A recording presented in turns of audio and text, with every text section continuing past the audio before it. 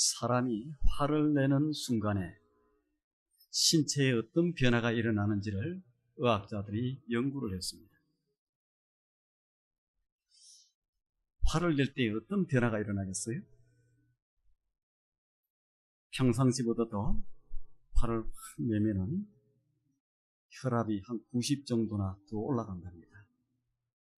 그래서 혈압이 원래 높으신 분들은 화를 내시면 안 됩니다. 잘못하면 천국으로 갈 수가 있기 때문에 그렇습니다. 그리고 심장 박동이 급격히 빨라지기 때문에 뇌일현이나 간상동맥 중에 원인이 됩니다. 또 근육이 긴장되고 평창하기 때문에 원인 모를 근육 질환들이 많이 일어난답니다. 여러분들도 잘 모르게 무력하고 뭐가 잘 안 움직여지고 그러면은 이 문제가 있구나 이렇게 생각을 하십니다. 그 다음에 얼굴을 찡그리면은 위장이 위축된대요. 그래서 위장이 위축되기 때문에 소화기관이 산성화되고 또 위장 발작 정세 내지는 만성 위장 질환을 가질 경우가 많답니다. 혹시 여러분 가운데 소화가 잘 안 되고 문제가 있고 그러면 내가 그동안에 그렇게 좀 했나 생각을 하시면 되겠습니다. 또한 의학자들이 최근에 뇌를 연구하는 과정에서 아주 놀라운 현상을 발견했습니다. 우리 교회도 의사들이 7분이나 돼요. 몰랐죠? 언제 그렇게 많았나? 우리 뇌 속에 모르핀이 나온답니다. 모르핀. 그런데 사람이 기분이 좋아질 때에 분명히 마약과 거의 같은 구조의 이 모르핀이 나온다는 거예요. 그런데 이것은 밖에서 강제로 주입한 모르핀과 달라서 밖에서 들어오는 모르핀은 우리의 몸을 해칠 수도 있는데 기분이 좋아서 즐거워서 나오는 모르핀은 그렇지가 않다는 거예요.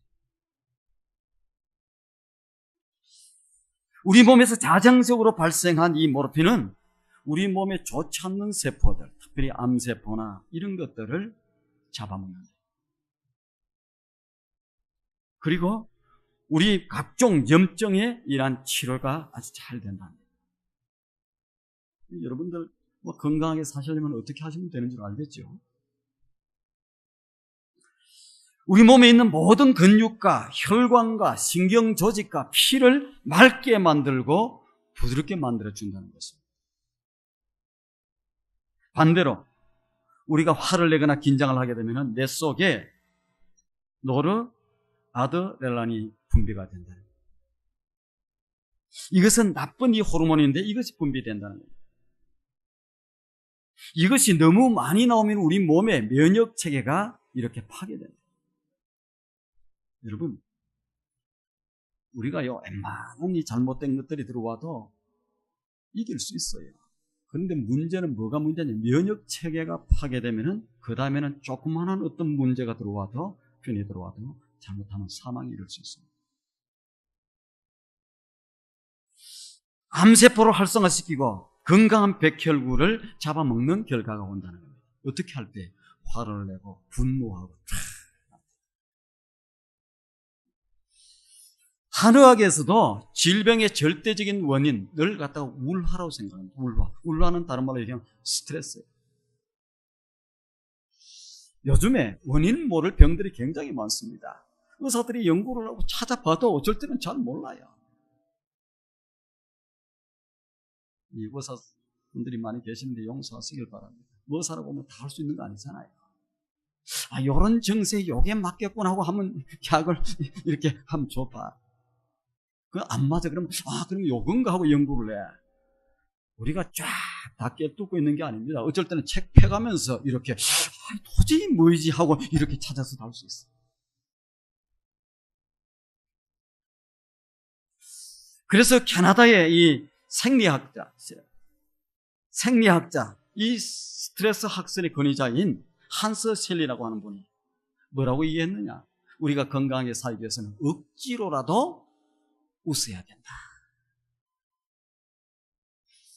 방문을 걸어놓고 딱 잠그고 억지로 그냥 깔깔깔 이렇게 그래서 뭐 몇 분 동안 쫙 웃고 나면은 우리 몸속에 굉장히 좋은 건강한 호르몬들이 많이 분비된다는 거예요.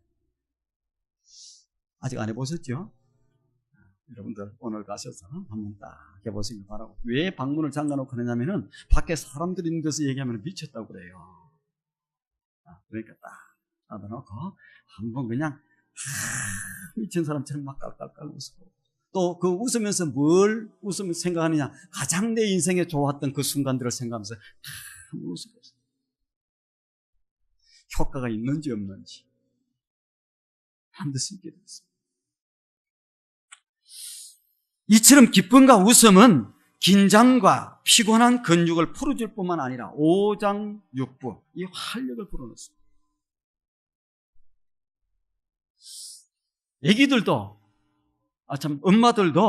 애기 엄마들도 애기들에게 젖을 먹일 때에 아주 기쁜 마음으로, 감사하는 마음으로 먹으면 애기가 건강하게 잘 자란다. 근데 기분이 나쁘고 화가 잔뜩 나서 젖을 먹이면 애들이 설사를 하고 더 약해진다.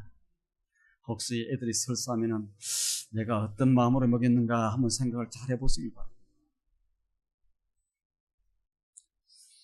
이는 정신세계에서도 마찬가지예요. 마음에 기쁨이 있으면은 어떤 어려움이라도 우리가 잘 참고 이겨내고 견뎌낼 수가 있어요. 그러나 마음의 기쁨을 잃어버리면 어떻게 됩니까? 그냥 어떤 것도 우리가 이겨낼 수가 없어요. 마음이 약했어요. 그래서 극단적인 행동도 하기도 하고 이렇게. 조그만 어려움이 있어도 짜증을 내고 인내심도 없어지고 낙심하기도 잘하고 이렇게 되는 거예요. 마음의 기쁨이 없어요. 마음속에 기쁨이 있으면 무슨 일을 해도 여러분 잘 됩니다. 학생이 기쁜 마음으로 공부를 하면 공부가 잘 되겠어요? 안 되겠어요? 공부가 잘 돼요. 내 공부 알아가는 재미가 있고, 깨달은 그 재미가 있으면 공부가 잘 됩니다. 그런데 하지 못했어요. 억지로 해야 되니까 안 할 수 없어서 이렇게 공부하면 공부도 잘 안 돼요. 그렇지 않겠어요? 그 다음에 공부를 미리미리 공부하면 기쁨이 있어요. 닥쳐서 그냥 내일이 시험인데 이제 안 할 수 없어서 하면 이게 뭐 공부가 잘 안 돼요. 기쁨 몇 개 돼 있어요. 주부들이 밥을 해도 어떤 마음으로 밥을 하면 밥이 맛있겠어요? 기쁜 마음으로. 내가 이 밥 하는 거, 이걸 통해서 우리 가족들이 참 건강해지고 너무너무 참 기쁘게 해드려야 되겠다. 기쁘게 남편도 또 자식들도 기쁘게 해야 되겠다 하고 그런 마음을 가지고 음식을 만들면은 음식이 맛있을까요? 맛없을까요? 맛있습니다.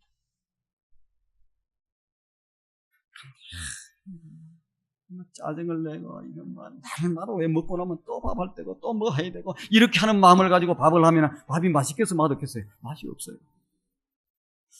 우리 남편들은 여러분 밥맛이 없으면 우리 아내가 이게 뭐 짜증 좀 내면서 이놈을 왼수하면서 이렇게 만들었구나 그렇게 생각을 하시면 될 거예요.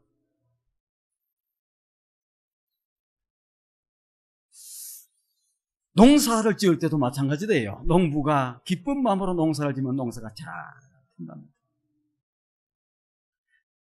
짜증내는 마음으로 어찌할 수 없어서 그냥 이렇게 하면 농사도 잘 안 된다. 사업도 마찬가지고 다 마찬가지입니다. 오늘 본문 빌립보서를 우리가 한번 살펴보게 될 텐데 많은 성도들이 이 빌립보서를 좋아합니다. 왜 빌립보서를 좋아해요? 빌립보서는 항상 긍정적이고 희망적이고 기쁨의 복음이라서 그래요. 저도 이 빌립보서 되게 좋아합니다. 이 빌립보서 안에는 고난을 뛰어넘어 항상 기뻐할 수 있는 힘이 이 빌립보서 안에 있어요. 빌립보서. 그래서 많은 사람들이 희망적이고 고난을 뛰어넘는 기쁨이 있기 때문에 빌립보서를 사람들이 많이 좋아합니다. 그런데 이 빌립보 교회는 어떤 가운데 이 교회가 이렇게 개척이 되고 이렇게 일어나기 시작했느냐? 바울이 고난 가운데서 유럽에 첫 번째 세운 교회가 바로 이 빌립보 교회입니다. 어떤 가운데요? 고난 가운데서.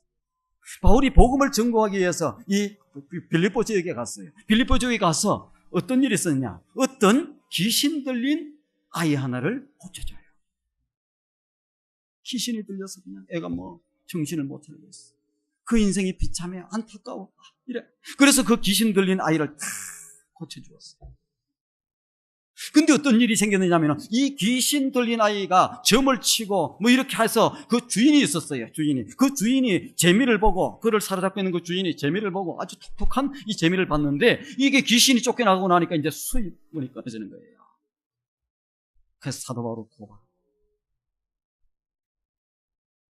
귀신 들린 아이 고쳐주었다고 사도 바울이 죽도록 매를 맞아요. 고난을 당해요. 여러분, 좋은 일을 하는데 왜 고난을 당해요? 그런데 세상에는 좋은 일을 하고 고난 당하는 일이 많습니다. 여러분들이 착한 일하고 선한 일 했다고 해서 다 여러분들을 칭찬할 것이다. 세상은 그렇지 않아요.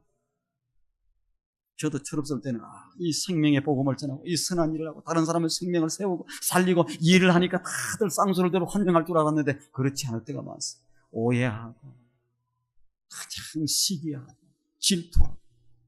근데 이 사도 바울이 이 선하고 좋은 일을 했는데 죽도록 매를 맞고 어디로 들어갔느냐? 죽도록 매를 맞은 것도 속상한데 감옥 안에 쳐넣어서 감옥 안에 들어갔어요.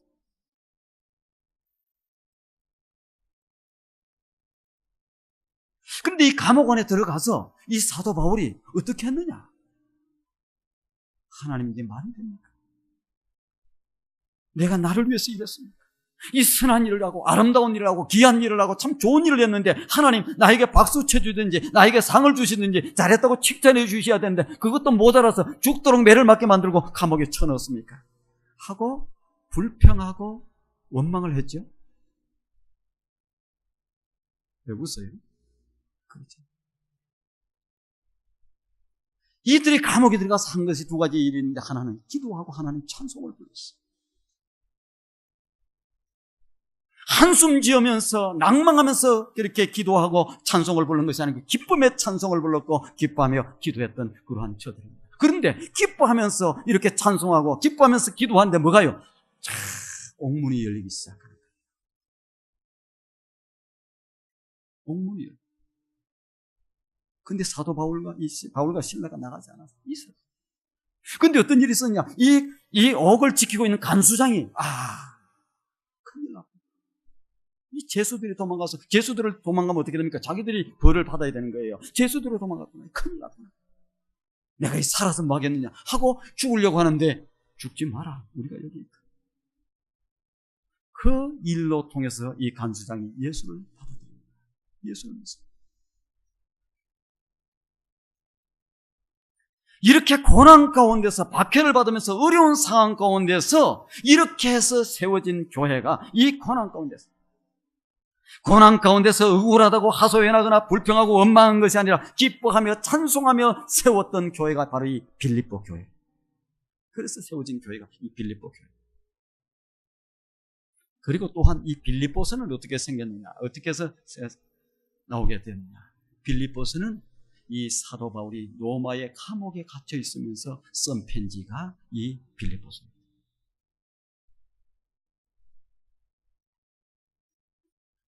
에베소서하고 골로새서하고 우리가 빌레몬서하고 이 빌립보서를 합해서 우리는 옥중서신이라고 해요. 감옥에서 썼다. 감옥에서 썼다. 내일의 생명을 보장받지 못하는 위기의 상황 속에서 매맞아 피 터진 몸으로 기록한 성경이 뭐냐? 바로 이 빌립보서예요. 고난 가운데 씁니다. 고난 가운데 편지 쓰면서 내가 지금 고난 가운데서 힘들고 있다. 너희들 나를 좀 위로해라. 이렇게 편지를 쓰지 않았어요. 자기가 지금 고난 가운데 있으면서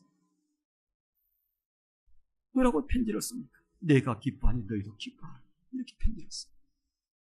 그냥 말로만 듣기 좋으라고 이 사도 바울이 그렇게 한 그런 것이 아닙니다. 실제로 자기는 그렇게 얘기를 해요.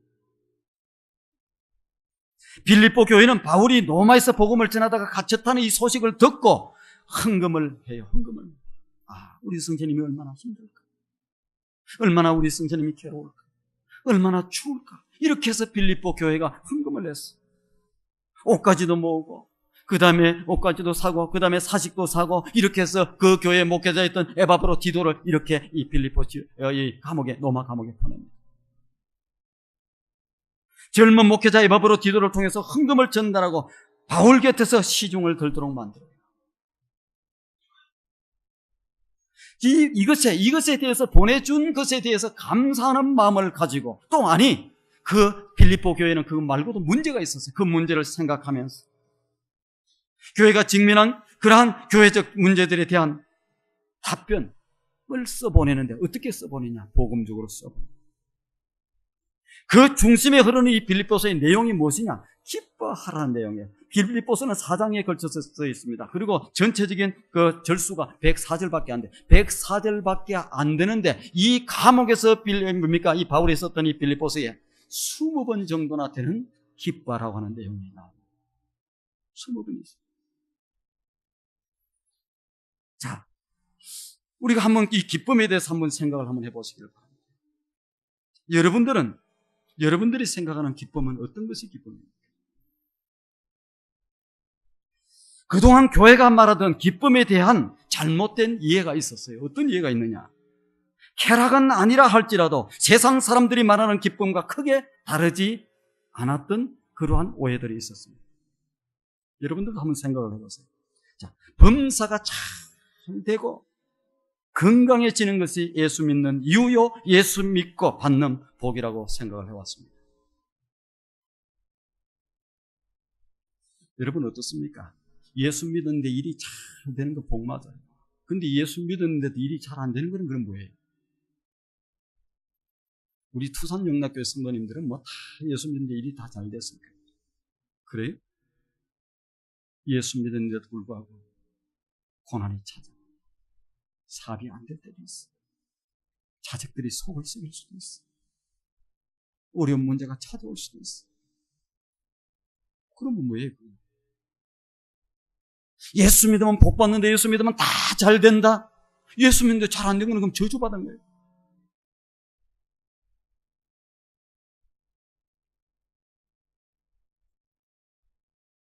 우리는 이제 이 기쁨의 이유가 달라져야 돼. 기쁨의 이유가 달라져야 돼. 예수 믿고 내 환경이 달라지는 것만이 복이 아닙니다. 환경은 그대로 있으나 내가 달라지는 것이 뭐냐? 이게 복이에요. 고난의 환경에서도 불구하고 기뻐할 수 있는 이 성숙한 신앙, 이것이 뭐냐? 이게 복입니다. 우리가 이해를 잘 못해요. 예수 믿으면 잘 되면 그게 복인데, 예수 믿으면 잘 안 되는 경우가 있어요. 그럼 어떻게 해? 그게 저주입니다. 예수 믿는 집에도 사업이 잘 부도가 날 때도 있고, 예수 믿는 사람들도 건강에 이업에 문제가 올 때도 있고, 예수 믿는 사람들도 자녀가 이렇게 자녀의 아픔이 있을 수도 있고. 신약 성경에 기뻐하라는 동사형 카이레넨, 이것이 몇 번 나오느냐? 신약 성경 전체 72번이 나옵니다. 명사형으로 카라라고 하는 명사형이 나오는데 이게 60번 나와요. 그러면 신약 성경 전체에 132번이나 나옵니다. 여기에서 헬라어 카라라고 하는 것은 어떤 기쁨을 얘기하느냐? 쉽게 얘기하면 전천후의 기쁨을 얘기합니다. 무슨 얘기냐? 세상에 여전히 모순이 존재하고 악이 존재하고 내 삶 속에 고통이 날마 있지만은 그럼에도 기뻐하는 거예요. 뭐 때문에? 예수님이 오신다는 기대에서 오는 기쁨. 소위 총말론적인 기쁨, 이 기쁨을 카라라고 하는 용어로 씁니다. 빌립보에서 보여주는 사도 바울은 도무지 기뻐할 수 없는 상황에서 기뻐한 사람이에요. 한번 보세요. 빌립보 교회를 세울 때도 죽도록 좋은 일하고 죽도록 매를 맞았어. 감옥에 쳐넣었어. 여러분, 선한 일을 하고 아름다운 일을 했는데 그렇게 상은 안 주고 박수는 안 쳐주고 참 잘했다고 칭찬은 안 하고 그냥 죽도록 와서 여러분을 패고 그 다음에 여러분들을 감옥에 쳐넣었다. 어떻게 되겠습니까? 그래도 우리 투삼영락교회 장로님들 정도 되면은 그럼에도 불구하고 기뻐할 거예요. 어떻습니까, 우리 장로님들? 내가 선한 일하고 아름다운 일하고 좋은 일 했는데 그냥 그 알아주진 않고 죽도록 매를 때리고 그 다음에 감옥에 쳐넣었어.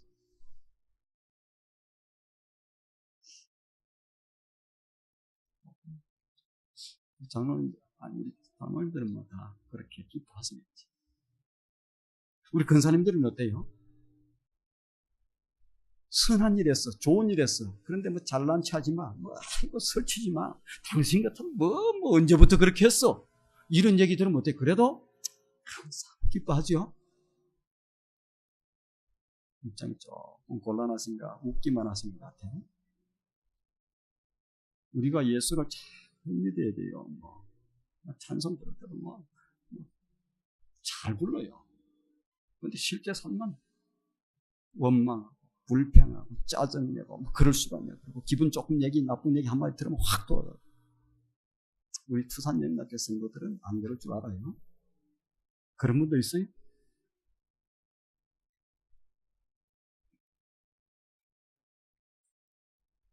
상황과 환경을 뛰어넘어 기뻐할 줄 아는 사람이 이 사도 바울이었어요. 사도 바울이 신이 아닙니다. 사도 바울도 사람입니다. 그가 정신 나고 이상한 특별한 사람이라서 그런 게 아니에요.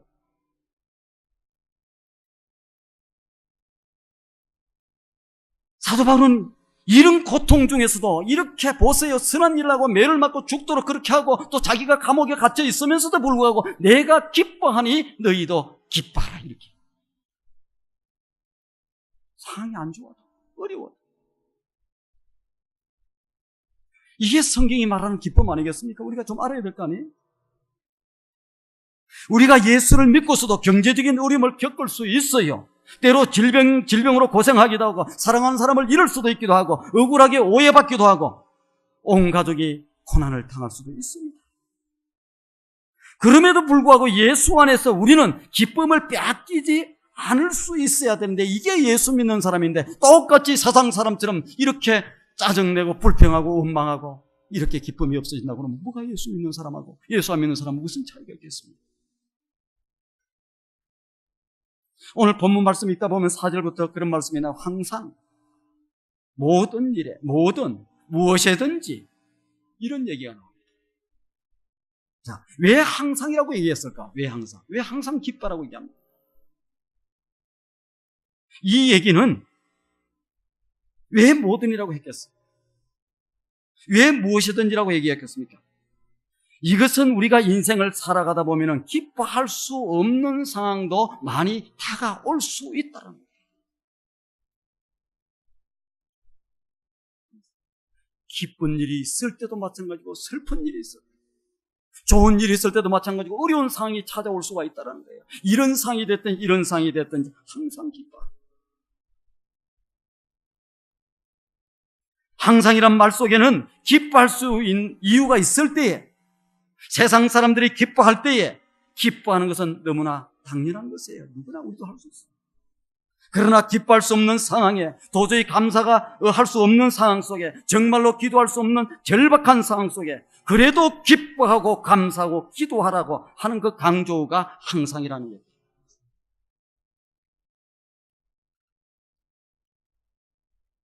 바울이 착한 일 하다가 감옥에 갇혔잖아요. 이것은 땅을 치고 분통을 터뜨릴 것만한 거 아닙니까? 어떻게 이런 일이 있을 수가 있습니까? 하나님 살아계신 건 맞습니까? 하나님 살아계시다면 내가 왜 선한 일을 하고 아름다운 일을 하고 이런데 이런 고통이 오고 더 궁지로 몰아넣습니까? 얻어맞는 건 못해서 나중에 감옥에까지 쳐넣습니까? 불평하고 원망할 만한 일이었어요.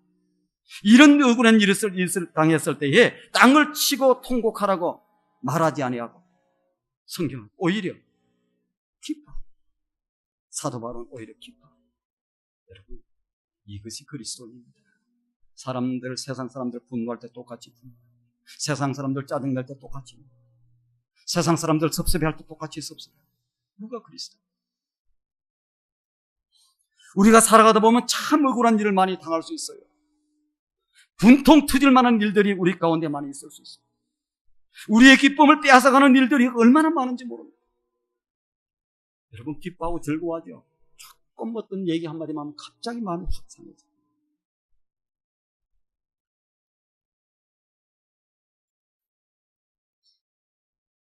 정말 세상을 향해서 주먹을 휘둘러 보고 싶은 그러한 삶의 환경들이 우리 앞에 많이 다가옵니다.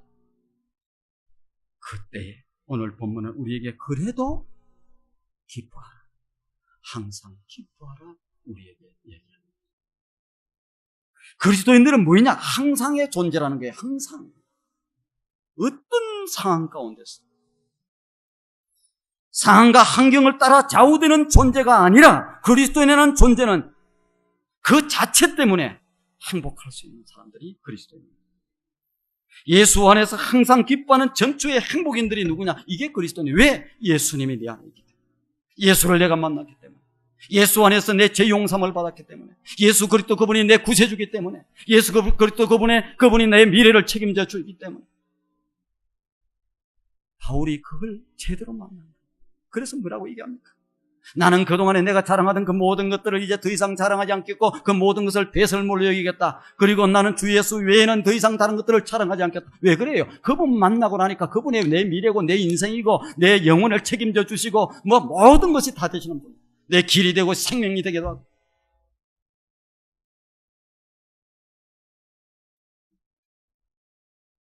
그렇기 때문에 그는 어떤 환경에 따라서 움직이지 않고 어떤 환경 속에서도 그대로 감사합니다. 왜? 그분을 만나. 예수를 만났는데도 예수가 내 구주라고 믿는데도 불구하고 아직도 뭐 날마다 짜증이 나오고 날마다 그냥 분노가 치오르고 이렇게 합니까? 주님 제대로 안 만나세요.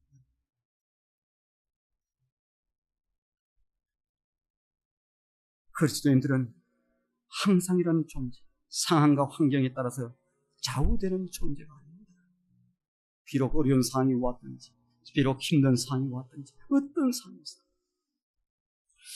어떤 사람이 재미있게 글을 써놨어요. 그리스도인들이 어떤 사람이냐? 원래 그 월요일에는 원래 행복한 날이라고 생각하는 사람이라는 거예요. 월요일에는 원래 행복한 날이다. 화요일에는 화가 나도 기쁜 날이다. 수요일 날에는 수도 없이 웃는 날이다. 목요일에는 목청을 높여서 노래하고 금요일에는 금세 좋고 좋은 날이다. 토요일에는 기쁨이 톡톡 튀는 날이다. 주일에는 주님과 함께 즐기는 날이다. 여러분들도 그렇죠? 안 그래요?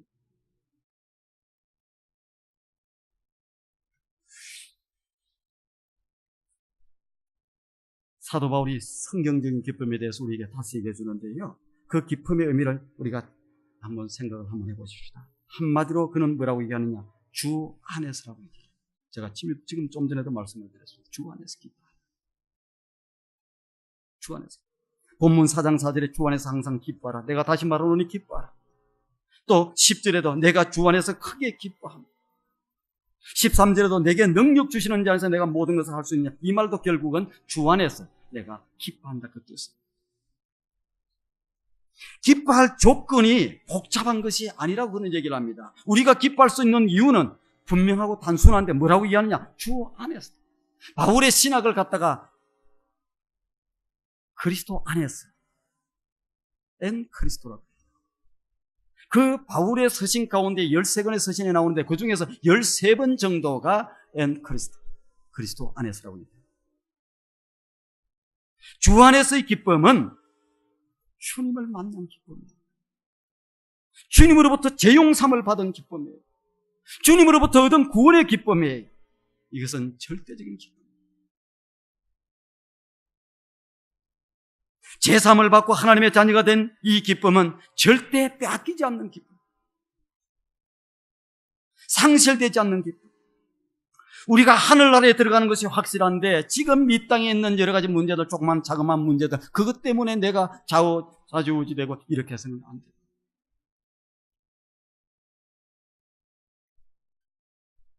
여러분, 돈을 수천만 불을 가지고 있는 사람이 돈 그 뭐 10불, 20불 그것 때문에 문제가 되겠습니까? 써도 돈이 남아있는 사람이 돈 때문에 문제가 되겠습니까?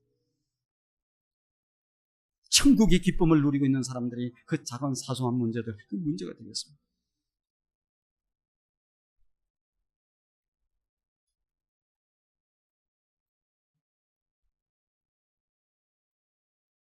우리 사람들 가운데서 일어나는 여러 가지 기분이 나쁘고 하는 모든 문제를 보면 거창한 문제 아니에요. 아주 사소한 문제. 어떤 사람은 내가 좀 더 먹어야 되는데 저 사람이 내 거 빼앗아 갔다는 거. 어떤 사람은 내가 좀 더 사랑을 받고 내가 좀 더 인정을 받아야 되는데 인정을 못 받았다. 저 사람이 인정받는 거. 한번 보세요. 내 가운데서 나의 기분을 상하게 하고 분노하게 만들고 이렇게 이렇게 기쁨을 없이 만들고 하는 것들이 무엇 때문에 그러는지. 별것 아닙니다. 천국의 시민권을 가지고 사는 사람. 그분 한 분이면 그분 안에서 모든 것들이 다 우리의 소망이 우리의 길이고 우리의 생명이고 우리의 미래고 모든 것 대신은 그분을 소유하고 있고 그분으로부터 우리가 재용섭을 받고 그분을 우리의 구주로 모시고 살고 있고 그렇게 살고 있는데 그거와 상관없는 조그마한 문제 가지고 우리는 분노하고 짜증내고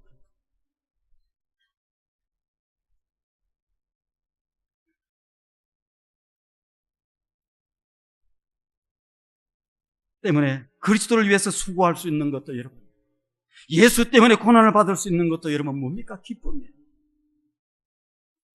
주일 하다가 짜다 보면 조금만 가면 막 우리가 속상해하죠.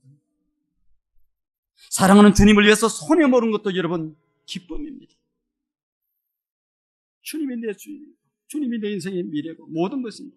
교회를 수고하고 헌신하고 희생하는 것도 여러분 아무에게나 주어지는 것이 아니에요. 하나님의 자녀들만이 누리는 특권이고 여러분 기쁨입니다. 여러분 진짜 예수 잘 믿는 사람 제가 설명해 드릴까요? 주를 위해서 일하다가 핍박받고 그러면서도 기뻐하고 즐거워할 수 있는 것이 최고의 신앙입니다.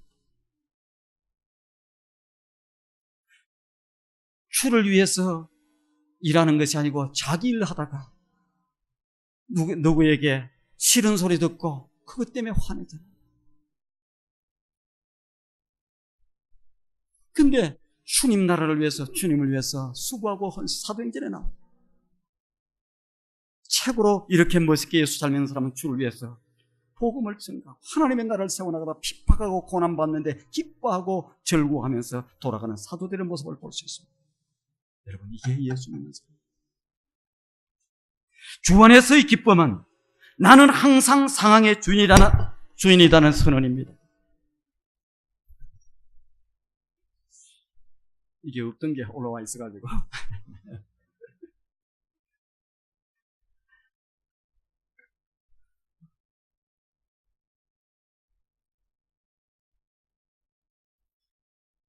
주 안에서의 기쁨이 것은 나는 상황의 주인이라는 뜻이에요. 무슨 말씀이냐면은 환경은 언제나 여러분 바뀝니다. 우리 주변에 있는 환경이.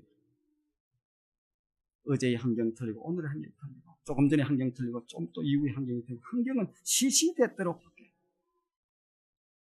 그러나 하나님과 나와의 관계는 무슨 관계입니까? 이거는 영원한 관계. 환경은 일시적이고 순간적인 것입니다. 모두 다 지나가요. 그러나 예수 안에서 나의 존재, 나의 신분은 영원합니다. 그래서 우리는 환경에 갇혀서 울고 웃는 존재가 아니에요. 뭐 좋은 일이 좀 생겼다고 그냥 해웃다가 조금 환경이 안 좋아진다고 또 슬퍼하고 또 짜증냈다가 그렇게 환경에 지배받는 사람이 아니에요. 그리스도인들은 뭐예요? 환경을 지배하는 사람. 지배하는 사람. 우리에겐 환경을 뛰어넘는 그러한 믿음과 그러한 기쁨이 있어야 돼요. 뭐 좋은 일이 좀 생겼다고 해서 그냥 그리고 조금 슬픈 일이 있고 조금 간 일이 있고 조금 누가 싫은 소리 한다고 해서 죽고 이렇게 해서는 이것은 안 돼요. 그 예수 안 믿는 사람도 얼마든지 기쁜 일이 있을 때는 기뻐하고 예수 안 믿는 사람도 슬픈 일이 있을 때는 다 슬퍼요. 왜 우리는 환경을 우리가 지배해야 됩니까? 우리가 환경의 주인이에요. 우리는 환경을 우리가 다스리는 사람이 돼야 돼요.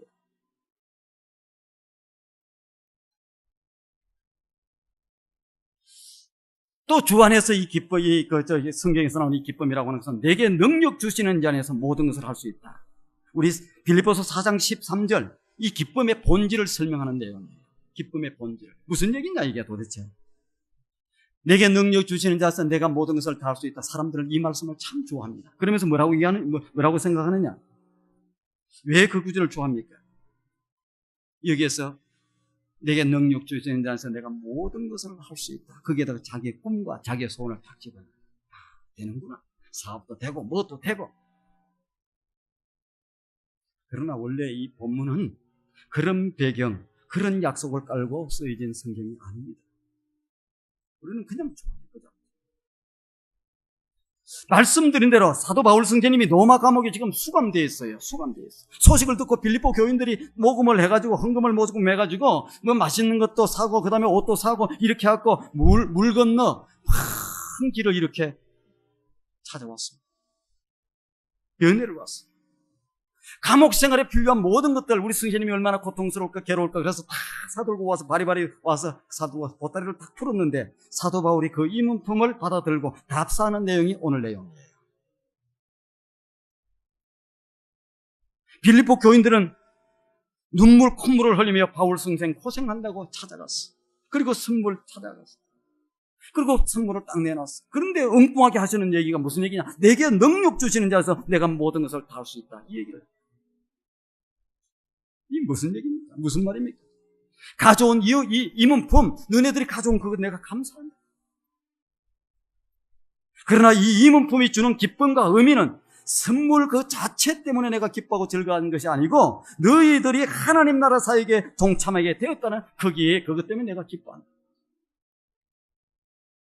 그리고 나의 기쁨은 환경 여하에 따라 달려있지 않다는 거예요. 여러분들이 내가 지금 고난 가운데 처해 있고 그래서 여러분들이 이 문품을 가져왔기 때문에 내가 그것 때문에 기뻐하고 그것 때문에 슬퍼하는 것이 아니다는 거예요.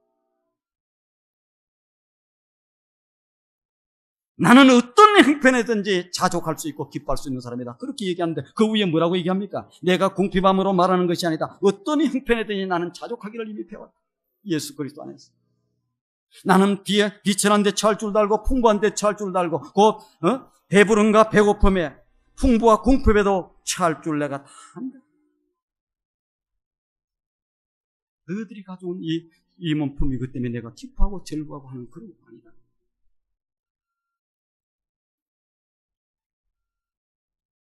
내가 궁핍함에도 내가 풍부함에도 다 처할 줄 알고 일체의 비결을 배웠다. 도가 통했다는 겁니다. 그거와는 상관없이 그런 것이 뭐 좀 환경이 좋아지고 뭐 선물을 가져오고 안 가져오고 이런 것에 따라서 내 기쁨에 그것은 달라지는 것이 아니다는 거예요. 내게 능력 주시는 자에서 내가 그 모든 것을 이미도 다 가능하게 되었다. 여러분 어떻습니까? 누구한테 선물을 받고 싶은데 선물을 안 줘요. 내가 생일이 됐는데 자녀들이 선물을 안 가져와. 이때시마 이런 놈들입니다. 기분이 어때요? 또 자녀들도 부모한테 선물을 잔뜩 해드리는데 부모가 선물을 안 줘. 그럼 어때요? 신경질 내고 막 돌고리를 틀 수 있잖아요. 그런데 그리스도인들은 그것을 넘어서서 그 환경에 선물 가져오고 안 가져오고 환경에 매여서 사는 사람들이 아니에요.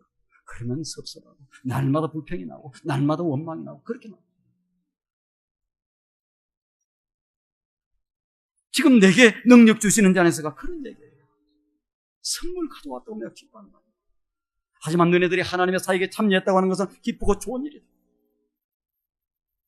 나는 이미도 가난하고 궁핍하고 그 다음에 추위에 더위에 이런 것 상관없이 이미 일체의 모든 비결을 내가 배웠고 내게 능력 주시는 자에서 내가 모든 것 다 가능하게 되었다. 어디에서 배짱이 이렇게 나옵니까? 그가 기뻐하는 것은 교회가 보내준 넉넉한 선물 때문이 아니었어요. 그의 기쁨은 오직 예수 그리스도였고 그의 삶은 예수 그리스도에게 뿌리를 내리고 있고 그래서 그는 뭐라고 얘기합니까? 예수님을 만나고 그분이 나의 주님이고 내 인생이고 내 미래고 내 모든 것이고 영원의 생명을 책임져 주시는 분이고 그래서 나의 사는 목적도 그분이고 이렇게 생각하기 때문에 그는 그렇게 세상에서 백그라운드를 좋다고 생각하는 그 모든 것들 다 내려놓는 거예요. 모든 것 다. 그러고 나는 예수 그리스도 외에는 잘 안 돼요. 예수 그리스도를 만나고 예수 그리스도 안에서 예수 그리스도 때문에 그 때문에 자기는 이제 다 모든 것들을 다 이렇게 가능하게 돼요.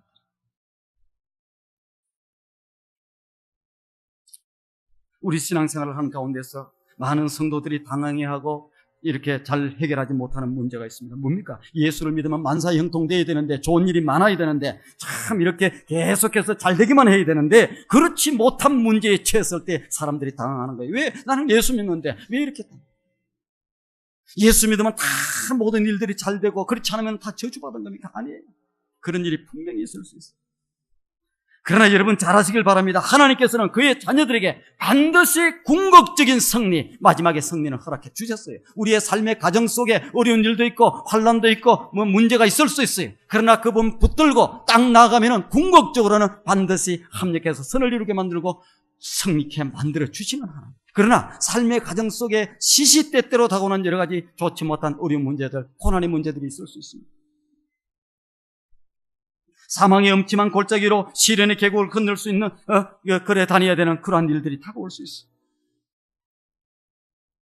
미국 속담에 이런 얘기가 있다고 그러잖아요. 시합 중에는 점수를 말하지만 아직 상황이 끝나지 않았어요. 상황 중에 잘 안 돼서 점수가 차이가 많이 날 수도 있고 곤두박질 칠 수도 있고 안 될 수도 있어요. 그런데 마지막에 끝나봐야 돼요. 여러분이 직면하는 상황들은 상황들을 너무나 조급하게 이렇게 판단하지 마시길 바랍니다. 하나님께서는 여러분에게 길을 열어주시기를 원하십니다.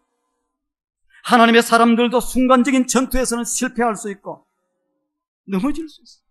그러나 반드시 그 주님 붙들고 하나님 붙들고 나면 반드시 승리하게 되어 있습니다.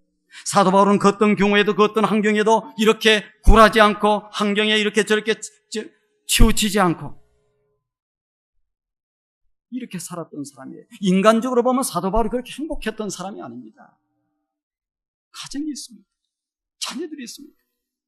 그 삶이 그냥 하루하루의 삶이 얼마나 힘듭니까? 날마다 굶주리고 풀벗고 병들고 매맞고 괴로워하면서 살았어요. 그러나 그에게는 풍성한 삶의 비결이 있었는데 내게 능력 주시는 자 주님 안에서 내가 이 모든 일체의 비결을 다 배웠다고 얘기를 하고 있습니다. 한 가지 말씀만 드리고 말씀을 마칩니다. 인생을 살 때 두 가지 인생이 있다고 그래요. 하나는 온도계와 같은 인생이 있고 하나는 온도 조절기와 같은 인생이 있다고 합니다. 여러분들은 어느 인생인지 한번 생각해 보시기 바랍니다. 우리 신앙인들 가운데도 온도계와 같은 삶을 사는 사람이 있고 온도 조절기와 같은 삶을 사는 사람이 있습니다. 온도계는 뭐냐? 날씨가 추우면은 온도가 내려갑니다. 날씨가 더우면은 온도가 올라가요. 무엇에 따라 움직여요? 그 상황에 따라서 내려갔다 올라갔다 내려갔다 올라갔다 하는 사람. 이런 사람은 환경에 따라서 기분도 오락 내려가. 좋은 일이 좀 있으면 어떻게 돼요? 웃다가 조금 어려운 일이 있으면 확 떨어져서 그냥 기분이 깔아요. 신앙생활도 오락 내려가는 거예요. 뭐 좀 좋은 일 있다 싶으면 좀 올라가는 것 같았다가 그렇지 않으면 또 확 곤두박질 치고 있어요. 기쁨도 오르락 내려갑니다. 왜? 상황이 시시각각으로 바뀌니까 바뀌는 게 또 올라갔다 내려갔다 올라갔다 내려갔다 올라갔다 내려갔다 기분도 올라갔다 내려갔다. 그러나 온도 조절기는 틀립니다. 날씨가 추우면 어떻게 해요? 상황이 좋지 않은 상황이면 온도를 올리면 되는 거예요. 추우면 온도를 조절하면 돼. 올리면 돼. 조절기에 따라서 방 안의 온도가 달라지는 거예요. 추워져. 그러면 온도 올리면 돼요. 날씨가 더우면 어떻게 합니까? 온도 조절기를 내리면 돼요. 그렇습니다. 밖으로부터는 환경이 아니라 안으로부터 오히려 온도를 조절하는 거예요. 밖의 상황이 어떤 상황이 왔든지 간에 이 안에서 온도를 조절하는 거예요. 환경이 지배당하는 삶이 아니라 환경을 지배하는 삶입니다. 이게 온도 조절기가 환경을 지배하는 거예요. 온도계는 환경의 지배를 날마다 받게 되어 있어요. 환경에 지배당하는 삶이 아니라 환경을 지배하는 삶. 이것이 뭐냐? 이게 그리스도인이고 그래야 전천후의 기쁨을 누릴 수 있고 어떤 상황 가운데서 기뻐할 수 있고 안 그러면 평생을 바람만 불면은 찬바람만 불면은 슬퍼하는 거예요. 우리의 삶을 지배하고 있는 온도계를 한번 살펴보세요. 어떤 사람은 돈이 온도계. 돈이 들어오고 장사가 잘 되고 수입이 좀 기분이 좋았다가 사업이 좀 잘 안 되고 그러면 그냥 기분이 떴다. 어떤 사람은 주식을 하는 사람은 주식의 온도. 그래서 주식이 올라가면 어떻게 됩니까? 막 행복해, 기쁘고 즐겁고 막 세상을 다 한 것 같아. 주식이 떨어지면 어떻게 돼? 기분이 또 싹 상해져. 어떤 분은 자식의 온도를 두는 사람이 있어요. 그래서 자식이 뭐 좀 잘하고 성격도 뭐 하면 그냥 기분이 좋다가 자식이 뭐 좀 잘 못하고 그러면 그냥 이게 온도의 인생. 무언가의 환경에 따라서 이렇게 바뀌는 거예요. 그러나 우리가 잘 알아야 될 것은 이런 온도에 내가 어떻게 할 수 없는 영역이에요. 어쩔 때는 뭐가 잘 안 돼. 어떨 때는 어려움이 와. 어쩔 때는 힘들도 있어. 이 온도가 시시각각으로 다가오는 것은 내가 선한 일을 하고 착한 일을 하는데 옆에 와서 누가 부딪혀 와서 얘기를 해. 마음을 긁고. 그래, 그 환경은 와요. 온도계에 집중, 그 온도에 집중해 살면 환경 때문에 늘 웃고 울고 이렇게 살아가게 돼 있어요. 이것 때문에 내 인생이 불행해집니다. 불행해져. 그러나 온도 조절기의 인생은 내가 미칠 수 있는 영역들이에요. 환경이 어렵지만 우리는 기도하면서 다 온도를 살림이 막다른 골목에 간 것 같지만은 어려운 순간 오해를 받고 감옥에 들어가고 이렇게 했지만은 그 뒤에 역사하실 하나님의 역사를 바라보는 눈, 이 긍정적이고 창조적인 눈이 있어요. 이 역사 이후에 있을 하나님의 그 역사를 바라보는 눈이 있어요. 그렇기 때문에 그 상황에 따라서 이렇게 상황이 변화되지 않습니다. 이 이후에 하나님이 더 큰 것으로 이렇게 멋지게 역사하실 그걸 바라보는 거예요. 그러면서 그 환경에 따라서 그 외부의 환경에 따라서 우리의 마음이 왔다 갔다 하지 않는 거예요.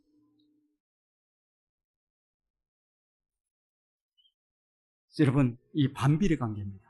놀랍게도 온도계의 영역이 커져가면 온도 조절 영역이 작아져요. 온도에 따라서 이렇게 왔다 갔다 하면 온도 조절 영역이 약해져요. 온도 조절기의 영역이 자꾸 커져가면 온도계의 영역이 작해져요. 우리가 잘 조절할 수 있으면 이제는 뭐 외부의 상황이 무슨 상황이 와도 아무 문제가 없습니다. 말씀을 정리합니다. 그리스도인은 어떤 환경의 지배를 받아 사는 사람이 아닙니다. 추운 날씨가 왔다고 짜증내고 원망하고 이렇게 살지 않습니다. 예수 믿는 사람들은 고통과 고난 중 이렇게 온도가 좋지 않는 온도가 왔음에도 불구하고 흔들리지 않고 기뻐할 수 있는 사람이 예수 믿는 사람. 어떤 환경에 따라서 이렇게 저렇게 지배받는 것이 아니라 어떤 환경이 오더라도 늘 기뻐할 수 있고 항상 기뻐할 수 있고 어떤 일에든지 기뻐할 수 있는 사람이 뭡니까? 그게 예수 잘 믿는 사람. 나는 여러분들이 시시각각으로 다가오는 그 온도에 따라서 여러분들의 그 다가오는 환경에 따라서 여러분들의 삶이 지배되지 않기를 원합니다. 그리고 찾아오는 그 온도를 조절해서 따뜻하게 만들고 늘 기뻐할 수 있는 우리 모든 성도가 되기를 주님의 이름으로 축원드립니다. 고맙고 감사하십니다. 이 아침에도 저희들 하나님의 거룩한 존재로 불러주신 것 감사합니다. 우리는 예수 믿는다고 하면서 세상 사람들처럼 똑같이 분노하고 똑같이 아버지님 짜증내고 똑같이 원망하고 살고 있지는 않았습니까? 성경이 말하고 있는 그 참 기쁨, 전천의 기쁨, 항상 기뻐하는 그 기쁨의 의미를 아버지 하나님의 저희들 잘 알지 못하고 살지는 않았습니다. 우리 투산영락에 이 아침에 이 예배를 드리고 있는 우리 모든 성도들은 상황을 지배하고 살 수 있도록 주님 도우소서. 온도계가 아니라 온도 조절기로서의 아버지 하나님의 삶을 삶으로 말미암아 어떠한 상황 가운데서 기뻐할 수 있는 우리 성도들 될 수 있도록 하나님 역사에 주시옵소서. 예수님의 거룩하신 이름으로 기도드리옵나이다.